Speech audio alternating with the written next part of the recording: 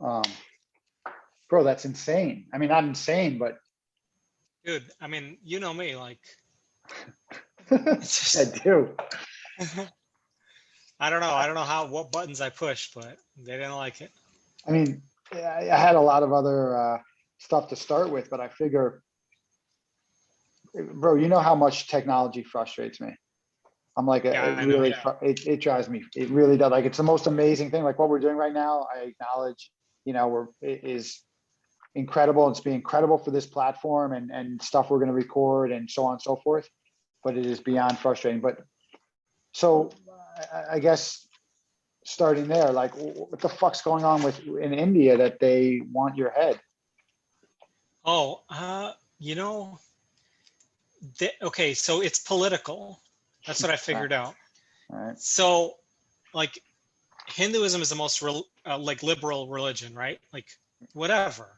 There's Mm-hmm. atheists, Hindu, like anything. More than There's a Buddhism? three, More than like, Buddhism? well, maybe, yeah. I think because it's very possible they're on the same level, but with Hinduism, it's kind of like whatever you think that goes. Like, oh, you Mm-hmm. want to worship David? Cool, that's your god. Right, right, Whatever. right, right. There's a guy worshiping Trump right now who has a Trump statue. And but so then these other more conservative religions like pretty much everything like Christianity and Islam or whatever, where like with Christianity it's much more conservative. Like you either believe that Jesus Christ is the savior or you don't, and that's it. And they try to convert people and all these types of things. Well, the Hindus got upset by that. So what they've done is they've adopted that kind of rigorous, this is how things are supposed to be done. So all the things I make are not insulting to Hinduism at all, but they take it, since it's not the quote traditional depiction of this, they go crazy. So now I'm banned. Yeah. But like, I think you were telling me, well, you know what? Hold on, because Ava, who's my colleague and close friend and producer and all this stuff, just mentioned to me like we should do an intro. So, yeah, this is the first. I mean, listen, you and I have shot before. I've shot lots of stuff, but in terms of like launching what's called the TXO, the Extraordinary, this is it, man. This is the beginning. So you're the first, man. You're the fucking first guest, which is awesome because it's apropos. I think it's apropos. You and I have been talking about this stuff for so long, and you and I are always communicating about so many of these subjects. So to finally start putting it out into the world is it's exciting, man. It's fucking exciting. Obviously, we had that blip with Instagram Live, but I just want to say this. Hey, this is the Extraordinary. I'm David. You're NFN Kalyan. Yes, sir. And so getting back to it,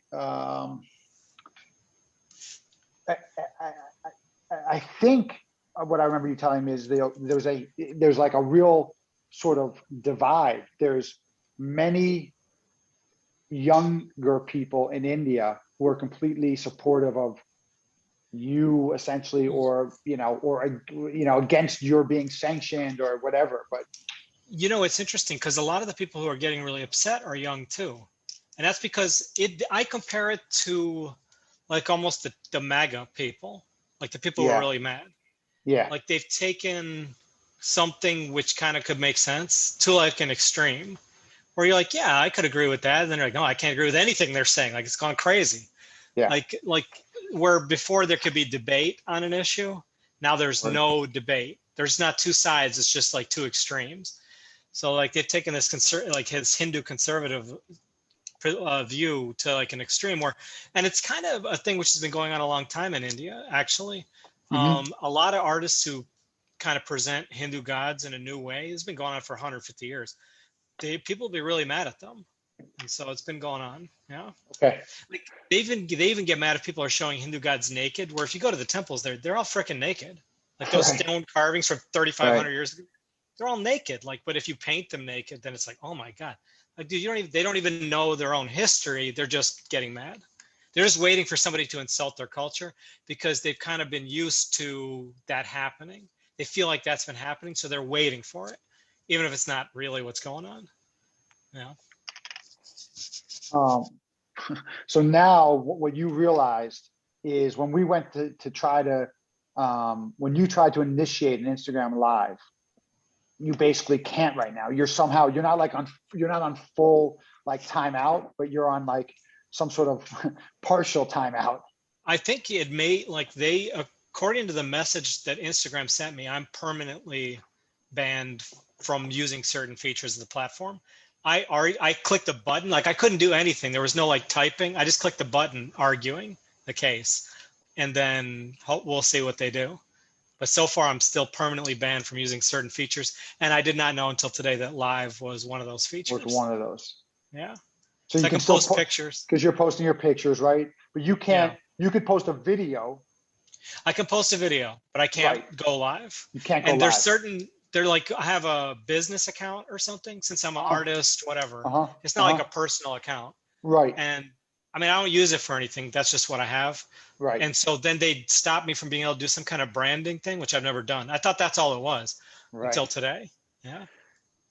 So like, well, we should say you are by heritage part Indian. Yeah. My dad was from India. Yeah. Right. So, and if you went to India, you legitimately think that you would have safety concerns? You know, I never thought so before, but I am starting to think that that could be the case. Yeah. I think that if I went there, especially if I went there for my art under the guy, you know, if I had a show or something like that, I would definitely have a problem. If I maybe went there and nobody said anything, but even still, I think it could be that it's gotten to the point where if somebody sees my name on a passenger manifest, that it could, if the right person saw it, it could be a problem once I arrived. Right.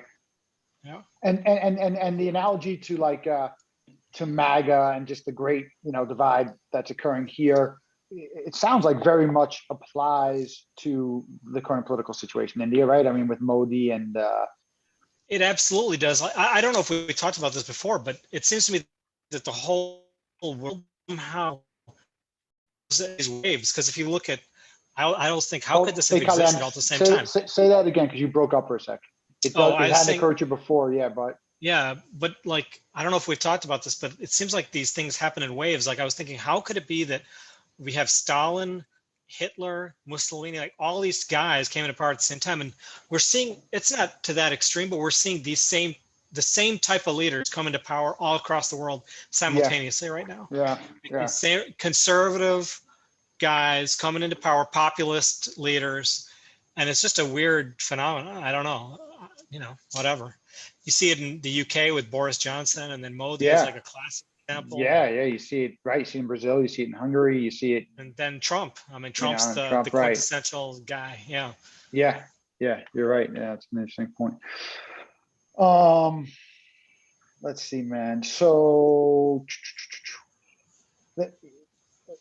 I kind of wanted to say a little bit about like, you know, our friendship and how, you know, we started becoming friends probably about like, what, 10 years ago or so? Yeah, maybe even more. Yeah, 10, you know? 11 years ago. Via, you know, a close mutual friend, David Leonardo. And we have this very sort of unique friendship because we communicate almost every day and often, you know, many times a day. And we generally do it via text. You know, we're just like shooting text back and forth, which like wouldn't be my prefer. I mean, I think like, God, we've in so many ways as people, we've gotten away from like, you know, seeing each other in person, which is a totally irreplaceable energy, even speaking on the phone. But for whatever reason, between you and I, it seems to work. Like and there's actually been months at a time where we'll talk every morning. Right. Like, there have been. That's true. Yeah. We'll talk. Like, there's been times when I'll talk to you every morning for like 2 months straight. Yeah. Like for like half an hour, 15 minutes. Right. No, it's true. It's such a unique. It's such a unique dynamic. Especially because I don't know if you know this about me, but I can't stand talking to people on the phone. But talking to you doesn't. There's like it's something about not being able to see the person. Right. But talking to you doesn't bother me. Like I don't hardly text anybody in the world, like my mom, but I text you every day. Yeah. You'd think we were like best friends in the world, but it's like this, there's like a genuine connection there. Like there's something. Oh for Yeah. sure. No, and we talk, and the interesting thing is we're generally writing about, I would say, two general subjects: sports, Yeah. particularly basketball, Hmm. but other sports, baseball, football, like, um, Both of us uh, are pretty avidly paying attention to everything. Although yeah, basketball is the yeah, prime. basketball would be the Yeah. prime one, and then sort of like political and cultural Yeah. issues, Hmm. right? And that's a pretty broad spectrum. Yeah. Right, it is. It is. So we're really like, and sending articles back and forth, and Hmm. um, And we don't always agree, which I no, love. no, we We, don't. And a couple of times it's gotten, pretty, pretty heated. Like, yeah. but we've always drawn it back in. And the You other know? thing is, I think sometimes when we haven't agreed over time, we're like, yeah, I see what your point was. Like if like Yeah, both of us on the same issue, it's not like one of us goes to the other. It's like both of us, yeah, I get it. yeah. I think And then, I think that's probably, yeah. It does speak to that. We both make an effort to sort of not essentially cancel, which is another right. subject we've spoken about a ton. The Yeah. cancel culture, to not cancel each other out when we disagree. Uh, Yeah. there's sort of there is a respectful dialogue. Um, so I wanted to say, man, like, I was walking through the Rubel Museum the other day. You been there? I have actually not, I always want to go. I've never been there. Yeah. I know, I was are they like, having Genesis Tremaine right now or what are they having? you know what? I don't know. It's uh, I don't know the answer. I mean, there's so many. Their collection is so Yeah. large and different, and but the thing I was thinking is, I was like, Kalyan should be in here. I don't think they know I exist.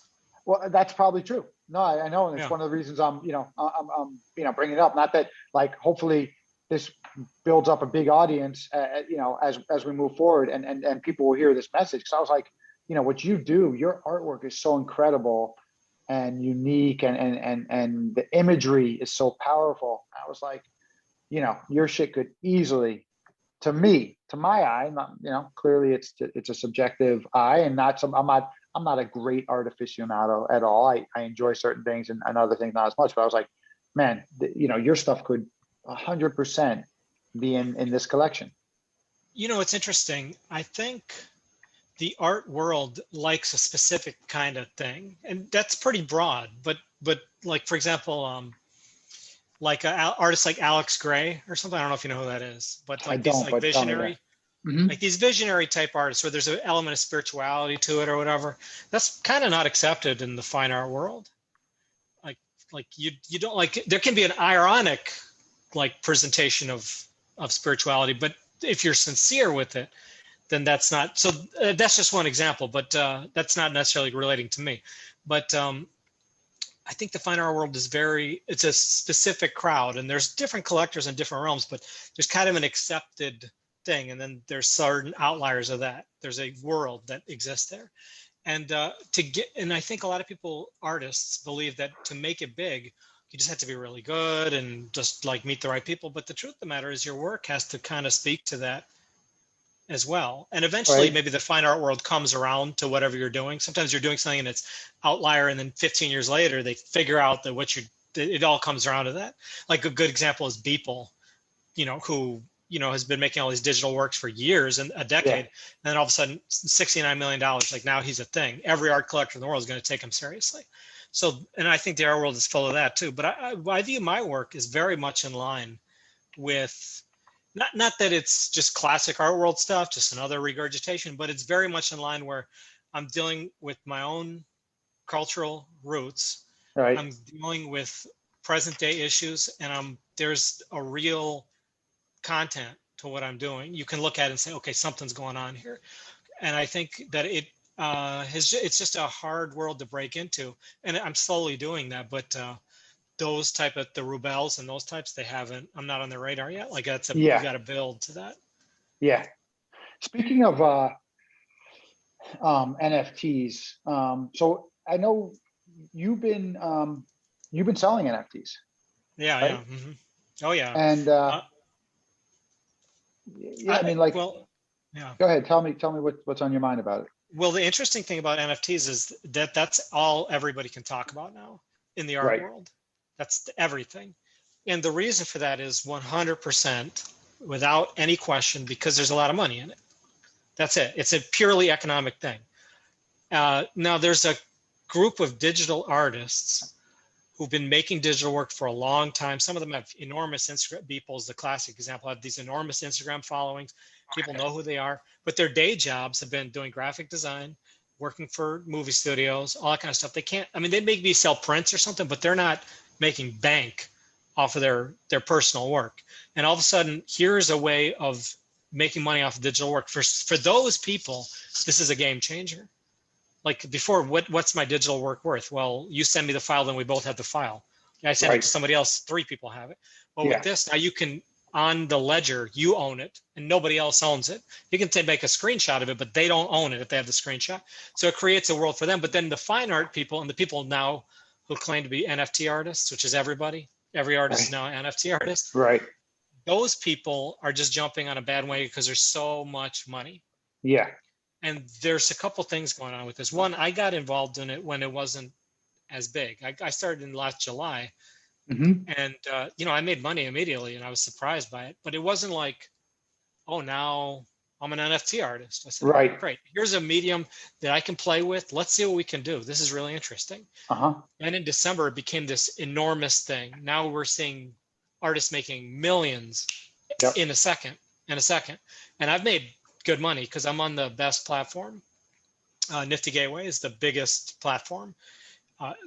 People are getting pushed off. They had a drop from the weekend, last weekend. So like having these major, Grimes had a drop, Elon Musk's girlfriend, all these major people are on their platform. And I'm fortunate to be among that group. Right. So I'm doing okay, but I'm a little disappointed at the gold rush aspect of it, of all these artists just jumping in, and there's a bunch of junk being made and nobody's really and also I worry that NFTs are around to stay, but I also worry that it's a bubble this moment in the way that the late 90s was an internet bubble, and then it survived because it's a real thing. It's not just art market based. Everything is going to be infiltrated by this technology. But but right now what we're seeing might be a bubble because there's no way that every artist can be selling things for $100,000. Not everything is worth that. It doesn't make any sense. So eventually we're going to see a crash, and then it'll continue forever after that. But like a very sort of rudimentary question: when you create the digital art to be sold on this platform as an NFT, are you creating the tangible art as a piece and then digitizing it? Do you have the actual? It depends. Okay. Yeah, it depends. There's a couple paintings which I've digitized, just scanned, and then put on there. And then there's a couple pieces which only exist digitally, which I put on there. One piece that I did, my favorite piece, which I talk about this every so often, it just went over everybody's head. And like I said, Nifty Gateway is like the biggest platform. It's a very pop culture type platform. They have serious artists on there, but it's very like commercial. And I have no problem with that. That's not a criticism of them, but just to contrast what I did. Right. I put, my dad passed away last year. So in December, I was thinking about it. And I believe that if you're going to do something that has to be real, and I was thinking about this idea of NFT as you can put any file on the blockchain, and then that exists as a one of one.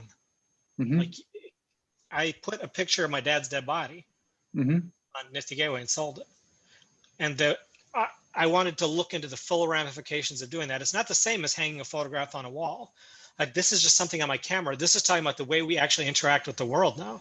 I just took something off my camera. There was no printing it. There was no process. There was no nothing. Like we just made an NFT, and it was a one-on-one. And then then there was a second picture of my whole family sitting on the sidewalk the day after he died in the spot that he died. Yeah, I remember viewing them. Right. So that that went over everybody's head. Right, we're looking at $1 million drops. I think people just made 3.9 million. I think I made $700 off the initial drop. Right, like nothing happened. But I think it's an interesting comment. Well, what went over people's heads? What went over people's heads? They looked at it as a commemoration. But it wasn't that. It was a commentary. Like there's an emotional reality to it, and that's why the piece works. Like, it's not just a picture of my dog, then I'm making fun of it, right? There's something real in there. Like, this moment happened to me in my life. This happened. This was serious. And now that moment exists on the blockchain, and you can buy it. What does that mean? Yeah. Like, there, you know, and in addition to that, I deleted the pictures off my phone. So Yeah, I remember whoever you owns said that that. picture, Right. Right. yeah, That's it. whoever owns that picture, they have it. That's it. That's a moment in my life. They have that. Because this is how Yeah. we keep the moments in our lives now. Yeah. Everything is there. Oh, hey, everybody's visiting. Click, and then you have that. That's that thing. So I tried to sell a real thing, and it's there. It's on the blockchain. I don't know. Yeah. Yeah. What about I know like you've started to get to know at least, or I think in some way at least one of your collectors, right? Or like you sort of you know who's collecting you, right? Yeah, I know a couple of them. And have you interacted with them? Do you like have you talked to them? Like what's that relationship like when you start having, collectors essentially?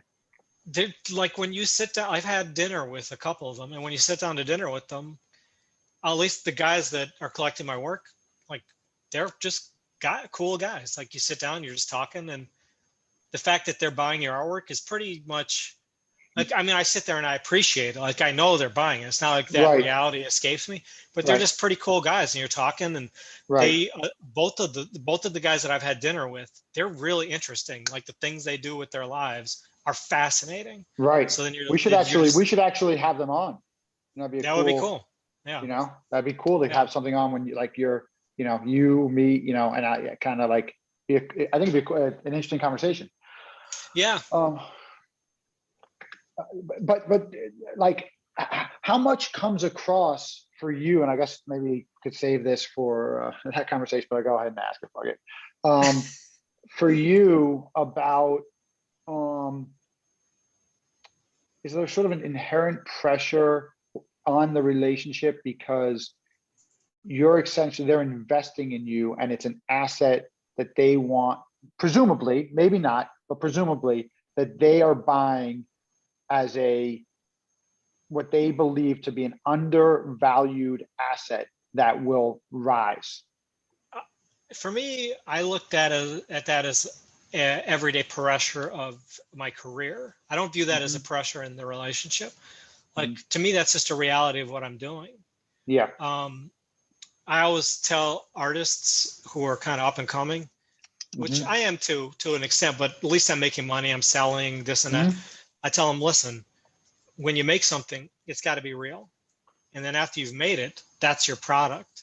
Now, you're not trying to push it out there, but you got to disconnect from that. You can't be like, it's an asset to everybody else. And so you want to view it that way. And when they buy it, the thing is, I feel like my art is worth it. So when they buy it, I feel like they got a good deal. Like, awesome. Like, I'm trying to build my career. Them buying it helps build that. And then I'm trying to sell things for even more money, and that helps them too. So that, like, now my stuff everything is increasing in value. How gratifying has it been to you to sort of advance to, the level of, you've been doing art for how many, you've been what you would say a professional artist for how many years now? 12 years. And it's really only in the last, like, what, 2 to 3 where you've sort of hit a stride of, consistently selling. Yeah, we're selling. Everything's going good. Yeah. Right. And building a following, building. Yeah. How gratifying is that to you? I don't know if this comes across. I feel like I don't think I say this very often. Maybe it's to people who are like in my family or something. Maybe it's just a parent. But I'm so ambitious in my work, and then I feel like my work. I think every artist feels this, but I feel like then once it's done, I feel ambitious in my career too. Like, I want to rise up. So when it does that, I never am able to relax. I'm always like, all right, what's next? What's next? The same as I was before. I'm still thinking, okay, I still have to make great work. When I make good work and people's like, I love that, I'm not even thinking about that work. I don't feel anything about it. I feel like I have to make better work. I have to improve. When I sell something, I think that's great, but I have to sell the next one. I Yeah. always feel that pressure on both sides, the business and the art, the Right. creation. Yeah. And like sort of linearly, would I be off base saying that to me, I think that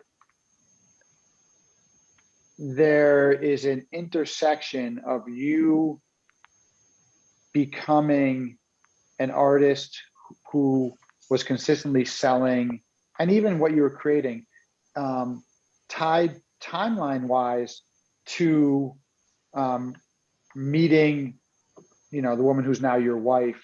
It just seemed to me like there was a real Yeah. like paradigm shift in your life and your ability to like overcome certain blockages and hurdles, and like lots of stuff seemed to open up for you around that relationship. Yeah, I think that is absolutely accurate. I don't know what it is. I mean, yeah, I know what it is, but it's hard to put your finger on how those things happen internally and how the things affect your life.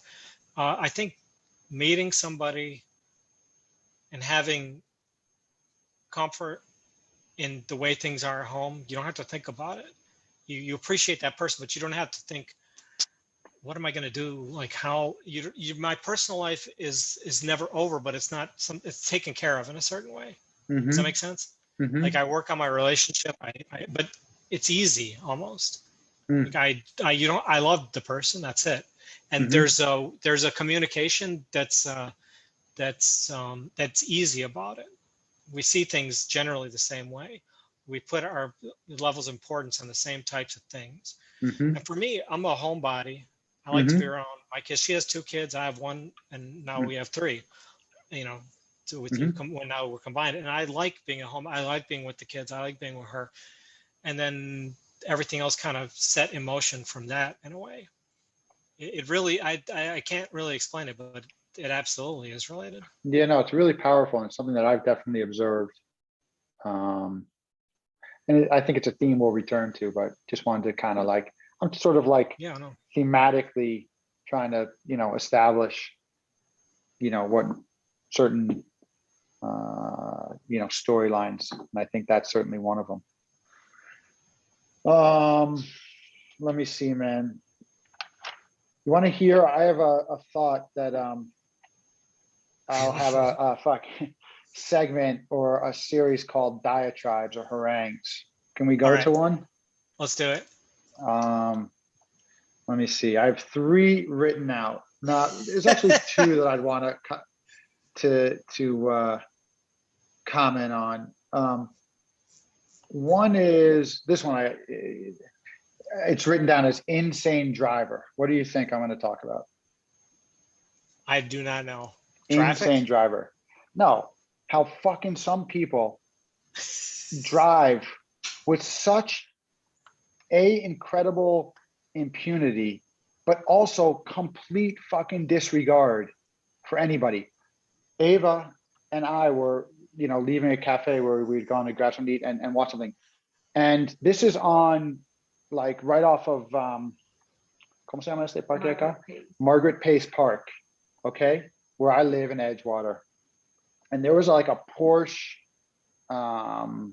what's that called? A Porsche, like SUV. I say to people, okay, so this motherfucker, I have no idea who it is, probably goes down this road at like 80, 90 miles an hour. Something like, it's like a 25-mile speed zone. There are pedestrians, fucking children, dogs, everywhere.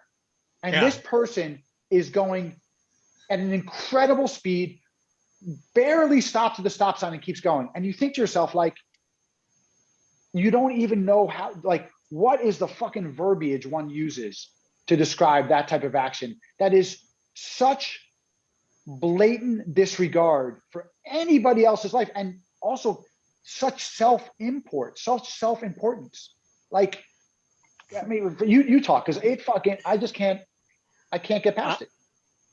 I think it's indicative of culture at large. I think that nobody, I think we all, not maybe not everybody, maybe you and I have been lucky that we can like relate to other people and stuff. Like we were saying, we disagree. I feel like the level of selfishness in people is at all-time high because they don't have to react outside of themselves. They don't have to interact with anybody. You can order your groceries online, you can work at home, you can do all these things. And the more you're able to do that, that's basically a level of privilege, right?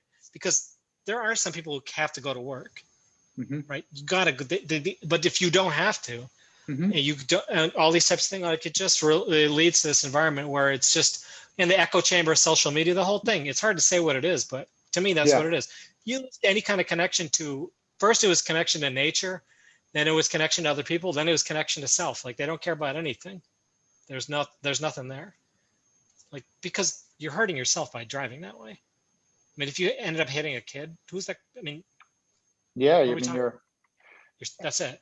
And do you think that like the whatever that saying is, like the car has left the, like that there's no real antidote, like we're just going to see this type of behavior worsen? You know what I think? Or do you think that there might be a shift back towards some type of general consideration for each other? I don't think so. You know what I think is, like as a species, sometimes people think that we've evolved, but clearly we have not evolved in whatever tens of thousands of years. But since we're a species capable of remembering, so we're able to build on top of the knowledge of previous generations, we're able to create these societies which basically we are incapable of coping with. That's what I think. We've built a society that we actually cannot cope with. The easier we've made everything for ourselves, the more anxious and crazy we've gotten as a general species. And I think if there's still some Bushmen or something out there, some kind of people living off the land, and you go see them, they probably are way less crazy than us. It doesn't mean you don't kill people. Like we have these fantasies about native people or something, that they're not human beings. Doesn't mean that just because they're in touch with themselves and in touch with the land, doesn't mean that you don't do natural human things. But the way we relate to everything has got to be so distorted. Like none of this existed even 25 years ago. What is this? This is, everything progresses so quickly and we don't even stop to think, should we do this? It's been said a million times. I forget who said they're constructing a telegraph from Maine to Texas, but nobody has asked, does Maine have anything to tell Texas? I forget who said it. Wait, what? Say that again. They're constructing a telegraph from Maine to Texas, but nobody stops to consider, does Maine have anything to say to Texas? Right. Yeah, man. I mean, I'm sure we'll return to that, as well as I want to return to the narcissism that's created via social media. I mean, that's another subject for next time, just because but it's incredible. If one is always just essentially taking pictures of themselves and videos of themselves, unbelievable, and that's the focus, you cannot help but become a completely narcissistic person. I mean, what's the alternative? Do you ever go on people's Instagrams and that's what they've got? You just think, of course, I can't be your friend, dude. Like, yeah, you almost think like, how would one truly establish a rapport, a friendship, a relationship, and then frankly, a lot of it is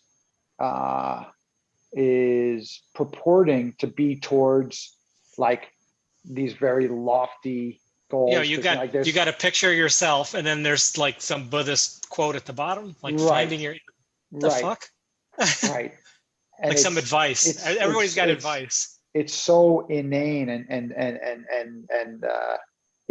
so anyway, it's, we'll come back to that. All right. So I got this bet going on, right? You know a little bit about it. So I have the Lakers. My very close friend has the Nets, and I know you. Like that. Yeah, we're hating on the Nets, but I have the Lakers. Yes. He then had the third pick too. He took the Jazz. Oh, interesting. Right? Okay, no chance. So I have the Lakers. He has no chance. I have the fourth and fifth picks right now. What would you think? because after the Nets and the Lakers, Who's third? he has the Jazz. Oh, that's Philly. Yeah, he has fourth and fifth. You don't like Philly? I have fourth and fifth picks. Yeah. No, I mean I'm open. Like I think it's like I like Philly. I like Philadelphia.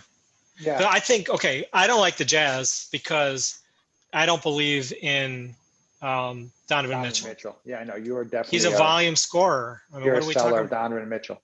Big time seller, and I think he's a great player. But I just don't think that this is going to win. Yeah, he could score 53 in the playoff. I know all that, but I just don't believe in it. But I think Embiid and Simmons is the most underrated player in the league. He might be the best defender in the league. And what wins in the playoffs? And that's why I like the Lakers too. Like getting Drummond was such a smart move. Such a smart move. The Nets, they don't have anything. In my mind, I look at them and they have a bunch of guys who've lost in a bunch of different places, except for Durant. Durant's a real player, but he's the only one. So is Harden. Harden's the greatest offensive player maybe ever, right? He may be, right? I agree. Right. He might. But he doesn't care. He does not care if you score at all. Like he doesn't. If you score on him, he's just like it doesn't matter. Yeah, whatever. It doesn't matter. And then Kyrie. Kyrie. Cancer Kyrie.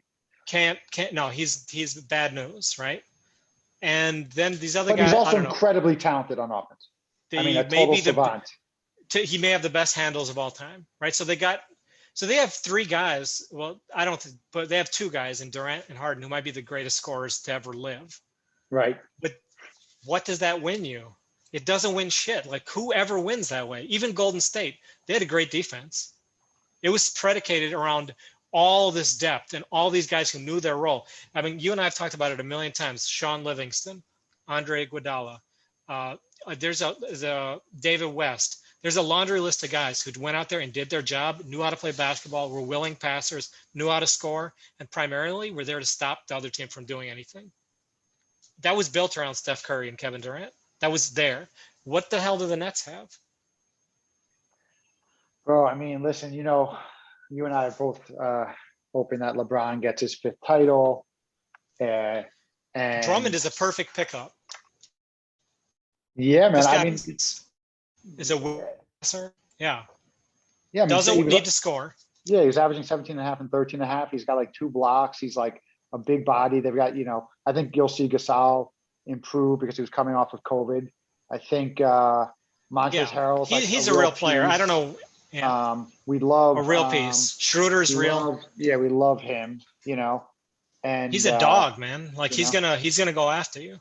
And like I was saying to you earlier in one of our varied frequent text exchanges is that if LeBron and AD get healthy and maintain healthy, it's actually going to work out really well for them because these guys are going to be particularly AD, completely rested going into the playoffs. Beyond their bodies are not going to, they basically have missed, in AD's case, almost the whole season, or at least 2/3 of it, right, or half of it.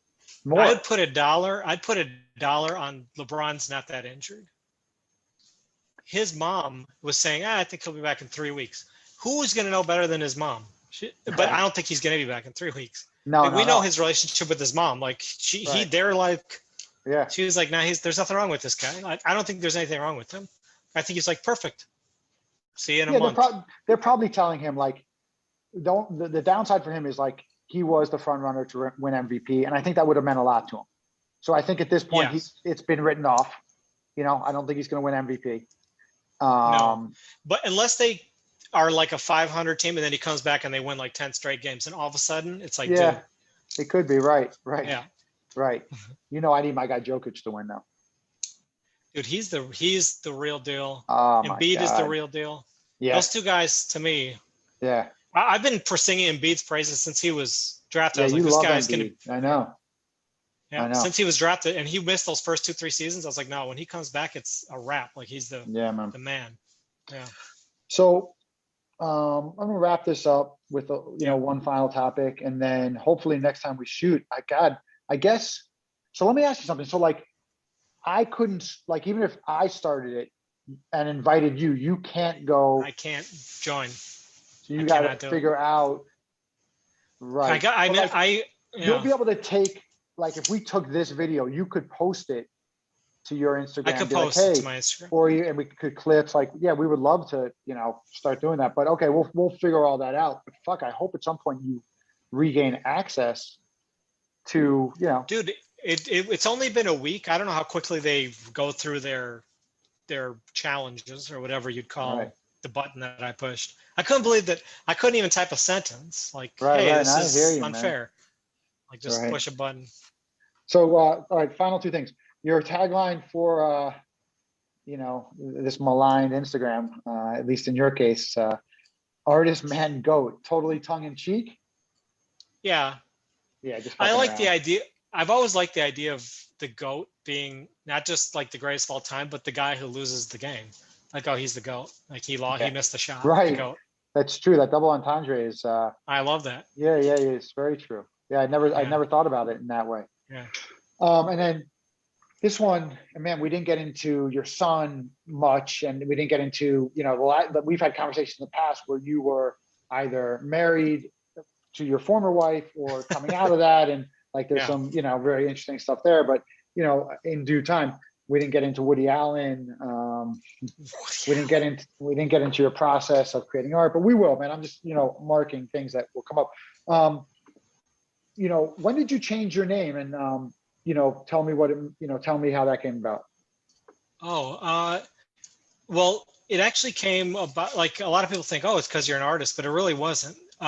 In school, I did it when I was in college. I was like 21 years old. Right. And in school, my whole life, I just wrote down one name, like Kalyan, boom. Like who Yeah. else? Nobody had that name. Which is Everybody your else's first name is Mike, which was my first name. Right. Like legally, that I was Right. born and that was my first Right. name. Right. So I just write it and everybody would know what that was. And then when I was 21, I was like, I only need the one name. And of course I knew like, it's funny, Prince or whatever. Yeah, yeah. So then I filled out this paperwork, paid like $84, had a court date. My parents came, just, they didn't have to legally, but they Yeah. came just to see the process. And I had this judge, the guy was like 90. And he This is hobbles where, up on, in what state? it was in Wisconsin. Yeah. Yeah. This Okay. really old guy goes up on his little podium and he's sitting there and he's looking through the paperwork and he's looking forth. And he looks up and he's like, what are you trying to do? I said, well, I just want one name. I don't want the two. I just want to get rid of my last name. I just have one name. He looks back down and he looks at me. He's like, are you his parents? No, yeah. He's like, do you? Yeah, like, no, this doesn't bother. He says, I don't care. And then he signed it. That was it. So then, and then the NFN came about because the first thing I did was I wanted to see a driver's license with the one name on. I was so pumped. So I went to the DMV and I said, well, here's my thing. And they said, okay. And they gave me a driver's license. I said, what is that? What is NFN? Right. I said, no first name. I said, I have a first name. And that's when I found out that legally you have to have a last name. So my first name became my last name. And now I use the NFN. So it's no, for some reason I thought it was no formal name. It's no first name. No first name. Yeah. No first name. Right. And then it's actually been like, as an artist, I think it kind of works in a really interesting way. Yeah. Yeah, I use it and it differentiates me. You know, in India, there's people with my name. It's not like an overly common name, but people know it. And so it kind of makes me that one, the one with the NFN. Very cool, man. I'm glad we got that in. All right, brother. Thank you, man. Hopefully we'll get, you know, continue doing this. I'm really glad you're the first one of the real sort of renaissance, rebirth, of what I'm trying to do, you know, and we'll talk more about that. You know, you and I have spoken so much about this, and you've always been very encouraging of, you know, of me and this format. To me, this is your calling. That's the word I'd use. Yeah. You're supposed to interview people. People talk to you, and you know how to get them to speak about interesting subjects. Not everybody can do that. Yeah. No, I agree, man. I appreciate that, and I agree. I think it is my calling. I think it is. And so hopefully we'll do this many times and explore lots of, you know, lots of subjects, man. So thank you, brother. It was great seeing you. Thank you for having me. Yeah. Yeah. Until next time. You got it, my brother. Right. Peace. See ya.